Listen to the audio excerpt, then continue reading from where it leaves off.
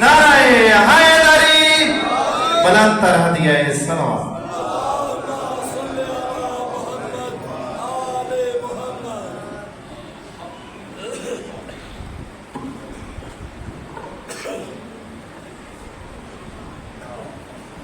صلوات پڑھے محمد و آل محمد۔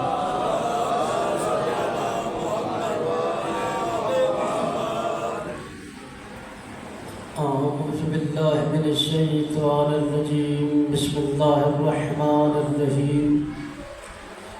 الحمد للہ رب العالمین والعاقبۃ للمتقین، ثم الصلاة والسلام على سید المرسلین وخاتم النبیین وأہلہ بیت طیبین الطاہرین المعصومین، اما بعد فقد قال الله تبارک وتعالى في كتابه المجيد والفرقان الحمید، بسم اللہ الرحمن الرحیم۔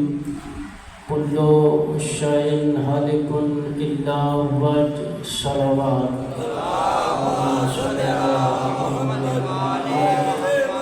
نعرہ تکبیر، اللہ اکبر، نعرہ تکبیر، اللہ اکبر، نعرہ رسالت یا رسول اللہ، نعرہ رسالت یا رسول اللہ، حسینیت، حسینیت، جدیدیت، جدیدیت، نعرہ حیدری، پھر بھی نعرہ حیدری، بابا سے بلند، صلوات اللہ صلی اللہ محمد علیہ محمد۔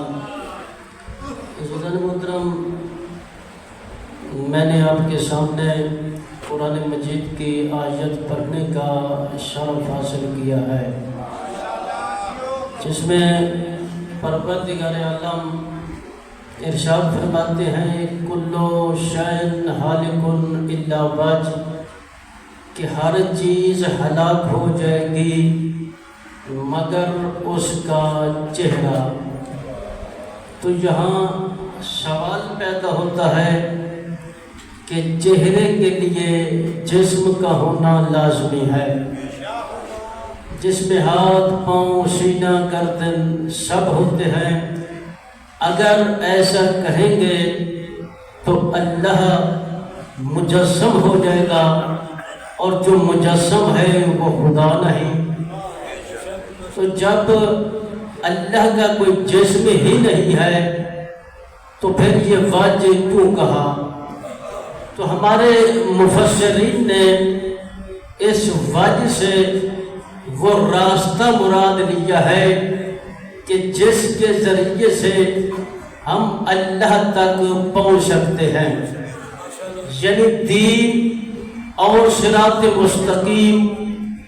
یہ وہ صراط مستقیم ہے کہ جس کی خاطر ہر نمازی اپنی نماز میں دعا مانگتا ہے، یا اللہ اہدنا الصراط المستقیم، ہمیں قائم رکھ سیدھے راستے پر۔ یہ کون سا راستہ ہے؟ کن لوگوں کا راستہ ہے؟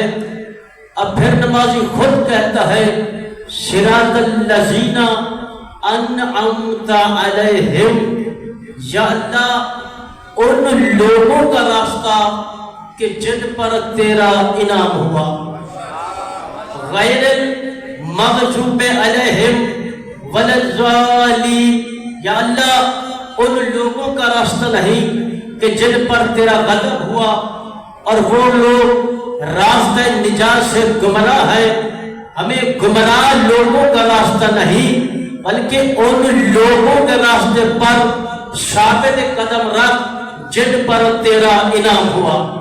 تو میرے محترم، اب ساری کائنات کا چکر لگائے، عقل کی وادیوں میں ہزاروں دفعہ گھوم کر آئے اور وہ لوگ پیش کریں کہ جن کا دعویٰ ہو کہ اللہ کا انعام ہم پر ہوا ہے، لیکن یہ دعویٰ، یہ انعام قرآن میں موجود ہے کہ جیسا کہ ہمارے مولا حسین علیہ السلام ارشاد فرماتے ہیں، یا اللہ مجھے طاقت عطا کر تاکہ میں تیرا شکر ادا کر سکوں تیری ان نعمتوں کا جو تو نے مجھ حسین پر کی اور میرے ماں باپ پر کی.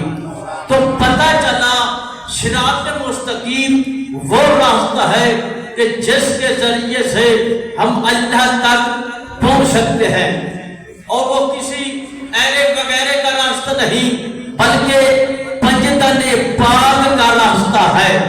اور اسی صراط مستقیم کے بارے میں پیغمبر اسلام مقام قدیم پر فرمایا تھا کہ یا ایھا الناس، تم سے پہلے بہت سے لوگ گمراہ ہو گئے اور گمراہی کی وجہ صراط مستقیم سے بھٹک جانا ہے، اور وہ صراط مستقیم میں محمد ہوں، میرے بعد علی ہوگا، ان کے بعد ان کے 11 بیٹے یعنی حسن، پھر حسین، پھر زین العابدین، پھر محمد باقر، پھر جعفر صادق، پھر موسیٰ کاظم، پھر علی رضا، پھر محمد تقی، پھر علی نقی، پھر حسن عسکری، پھر محمد مہدی، یعنی حق کی ہدایت کرنے والے، صراط مستقیم پر چلانے والے، جہنم سے بچانے والے، جنت میں لے جانے والے میرے 12 نیب ہوں گے، جن کا آخری مہدی اور پہلا حیدر قرار.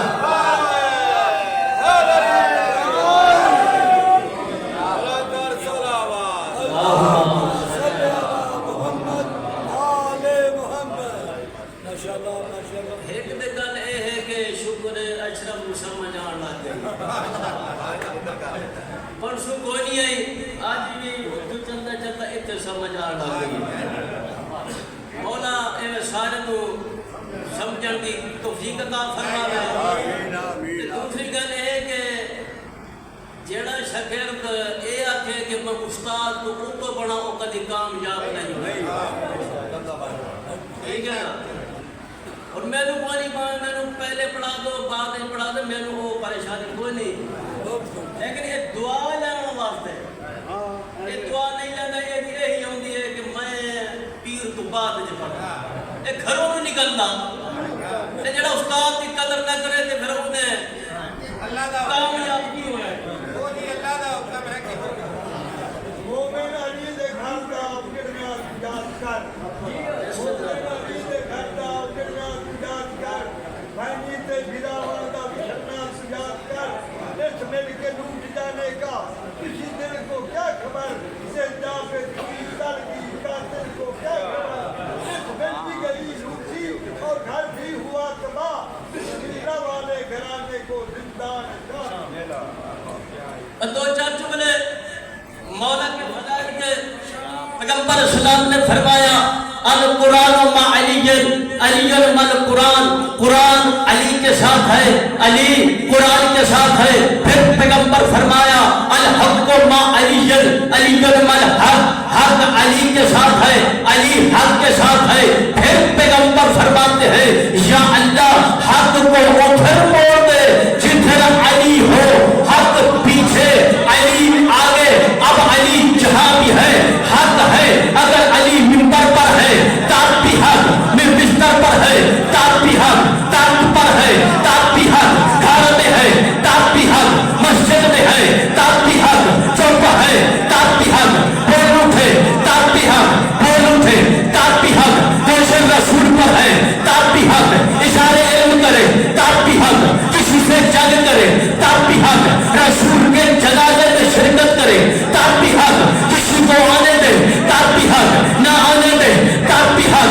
اب جو قیامت میں حق ہے وہ علی کے پیچھے ہے. اب دنیا کو یہ نہ دکھایا کرو یہ حق ہے، یہ حق ہے، یہ دکھایا کرو یہ علی ہے، یہ علی ہے. اب قیامت میں حق تلاش نہیں کرنا، یہ دیکھنا ہوگا جہاں علی ہوں گے وہاں حق ہوگا، جہاں علی نہیں ہوں گے وہاں سب کچھ ہوگا مگر حق.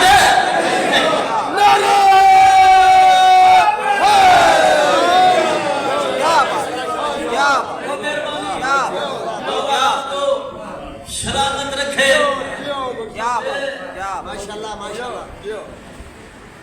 تھوڑی جی گل نماز دعا کیا ہے؟ ادعونی استجب لکم، کہہ رہا ہے مجھ سے مانگو، میں تمہاری دعا کو سنتا ہوں۔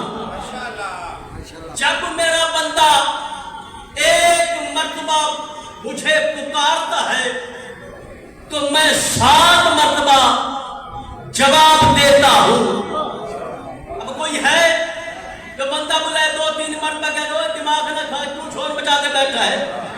وہ خالق ہے، وہ کہتا ہے جب میرا بندہ ایک مرتبہ مجھے پکارتا ہے تو میں 7 مرتبہ جواب دیتا ہوں۔ اور یہی وجہ ہے کہ فرعون دشمن خدا تھا، خدائی دعویٰ کرتا تھا، اس نے بھی اللہ کو پکارا۔ یہ اس وقت کی بات ہے کہ جب حضرت موسیٰ نے کہا فرعون تو 3 دن کے اندر تباہ و برباد ہو جائے گا، چونکہ فرعون جانتا تھا حضرت موسیٰ نبی ہے، معصوم ہے، ہادی برحق ہے، جو کہہ رہا ہے وہ سچ ہے۔ آدھی رات کو اٹھ کر کہتا ہے تو ہی تو میرا پروردگار ہے۔ تو عذاب ٹل گیا۔ حضرت موسیٰ نے دیکھا یا اللہ فرعون بچ گیا۔ خالق کی آواز ہے میرے موسیٰ، فرعون مجھے خالق ہونا بھول گیا تھا، میرا بندہ ہونا بھول گیا تھا، لیکن وہ اس کا خالق ہونا تو نہیں بھولا۔ تو دعا، امام فرماتے ہیں دعا لوہے سے بھی زیادہ سخت ہے، اور جتنا زیادہ دروازہ کھٹکھٹائیں گے اتنا زیادہ جلدی کھلے گا۔ اور پھر دعا کی 3 قسمیں ہیں۔ پہلی دعا وہ ہے کہ فوراً قبول ہو جاتی ہے، دوسری دعا اس کے اثرات دیر سے نظر آتے ہیں، اور تیسری جس کے اثرات اس دنیا میں نہیں لیکن آخرت میں اس کا اجر ملے گا۔ کہ جیڑی دعا جلدی قبول ہوتی ہے وہ ہے بغیر وسیلے کے، کہ جو کہتا ہے یا اللہ بس مجھے دے۔ ایک بندہ مولوی، پہلا کائنات کا مولوی، نہ پہلے میں نے کبھی سنا نہ بعد میں سنوں گا، وہ کہتا تھا یا اللہ تجھے واسطہ ہے صدیقہ کا، تجھے واسطہ ہے صدیق کا، تجھے واسطہ ہے فروخ کا۔ یہ 3 وسیلے وہ دیتا تھا کہ اللہ کہتا ہے جب یہ وسیلے ہوں تو اللہ بغیر وسیلے سے مانگے، اللہ کہتا ہے جلدی اس کا منہ بند کر، مجھے اچھا نہیں لگتا۔ تو جو کہتا ہے یا اللہ محمد والے محمد کا واسطہ، اللہ کہتا ہے ٹھہر جا بھی نہ دے، اس لیے کہ یہ میرے محمد کا نام لیتا ہے، مجھے اچھا لگتا ہے، میں چاہتا ہوں یہ میرے محمد کا نام لیتا ہے، میں سنتا۔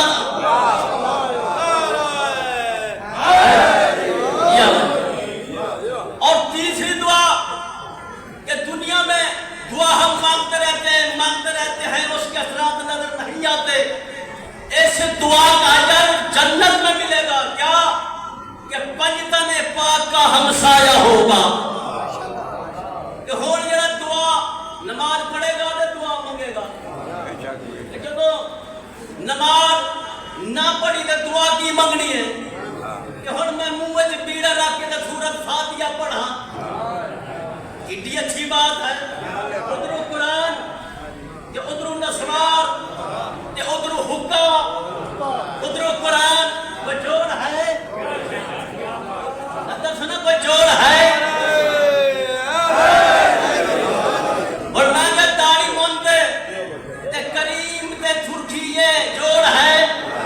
نہیں نا جوڑ، تے پھوڑی تے حکے دا جوڑ نہیں، تے بیڑا موچ پا کے دعا منگن دا جوڑ نہیں۔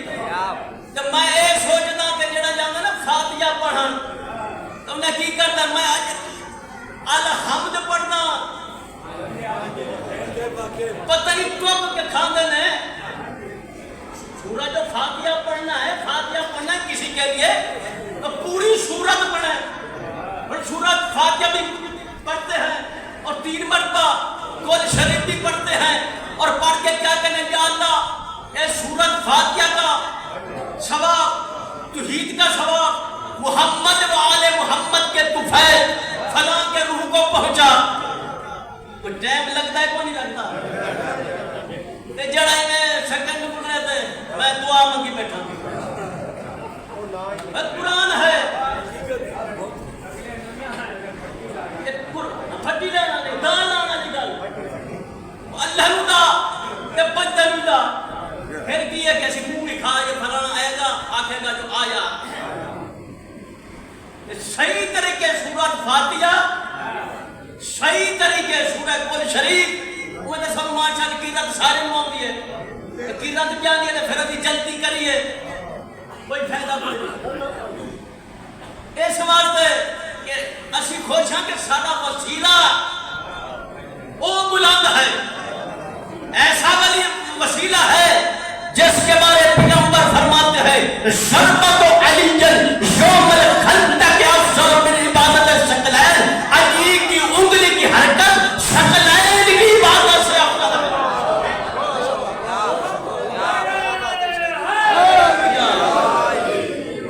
صلوات پڑھیں محمد وآلہ جائے موقع دے فضائل دے پڑھیں گے قصیدے ہی پڑھیں گے ذاکر صاحب دے مسائب دے میں بھی سنا کرے تو ذکرات کرے